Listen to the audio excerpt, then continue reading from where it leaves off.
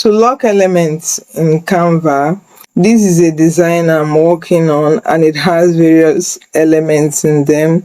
It has text, it has images, it has frame, it has logo, it has various things. It has the background here and all that. The first thing I want to do is to know which element I want to lock, and from here I'm going to go to position. I want to see how they are layered on the page, because if I lock this first one, because it's overlapping on this frame and it's overlapping on this frame, it will not let me edit this designs. So I want to know which one do I want to lock. If it's this text, I will gradually move it to the back here. So when I lock it, it's just the background here that is going to hold back.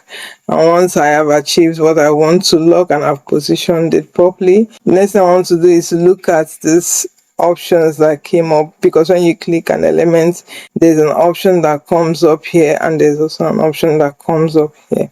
So you want to look at this and you'll see the lock, and it says lock position and appearance. You're going to click on it, and that way this element, it cannot be moved, because you lock position, you might be able to do things in it, but you can't move this position it is sitting on.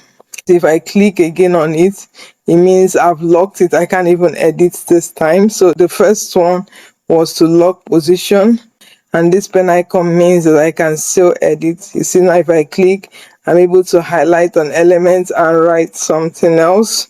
But now once I lock the second time, it's locked, and that way I have locked this element.